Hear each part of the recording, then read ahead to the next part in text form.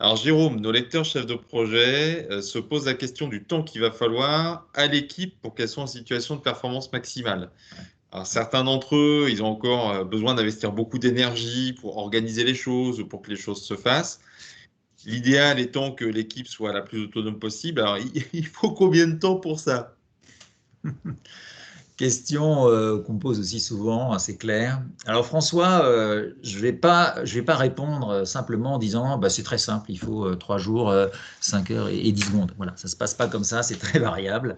C'est évidemment très variable parce qu'il faut déjà il faut prendre du temps pour se connaître et que ce temps-là est trop souvent réduit. On considère qu'on se connaît déjà. Ben, moi, je lance toujours le message auprès de mes équipiers en disant vous croyez vous connaître, mais passez quand même quelques instants pour repartager.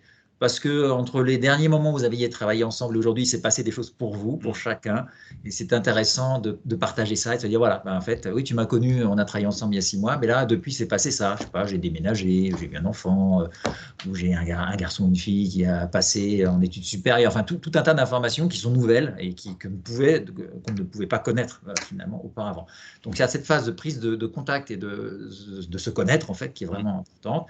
Et puis, il faut avoir en tête aussi que systématiquement, quasiment systématiquement, dans toutes les équipes, il y a aussi une phase de turbulence, une phase où après s'être connu, ben, il faut se recaler, quoi, en fait. Il faut réapprendre C'est la phase où ça frictionne un peu au sein de ça l'équipe? frictionne. C'est Hmm. exactement, et c'est normal, quoi. Il ne faut pas se dire, mince, ça a frictionné, j'ai mal fait mon boulot. Non, Hmm. presque, j'ai bien fait mon boulot si ça a frictionné, parce que ça veut dire que les gens ont vraiment pris le temps de se synchroniser. Parce que Hmm. c'est pas sur une compréhension superficielle que ça se fait, c'est parce qu'il y a les frictions, que la croûte, que le vernis s'est ébréché et que Hmm. les contacts se font vraiment. Voilà. C'est un peu comme ça que j'ai envie de te répondre. Je rajouterai un ou deux petits compléments. C'est que, évidemment, le temps, puisque c'était ta question initiale, Hmm. le temps, il dépend aussi de l'histoire de l'équipe. Donc, si tu agrèges des membres qui n'ont jamais travaillé ensemble, il y a quand même une forte probabilité pour que le temps soit plus long que si tu prends des équipiers qui ont quand même l'habitude de travailler ensemble. Ça, c'est évident.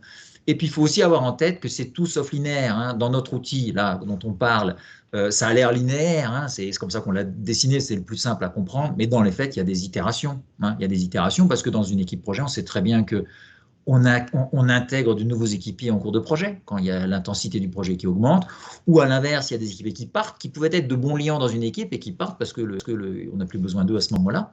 Voilà. Et que cette phase de reconstruction de la dynamique de l'équipe, elle est à refaire régulièrement.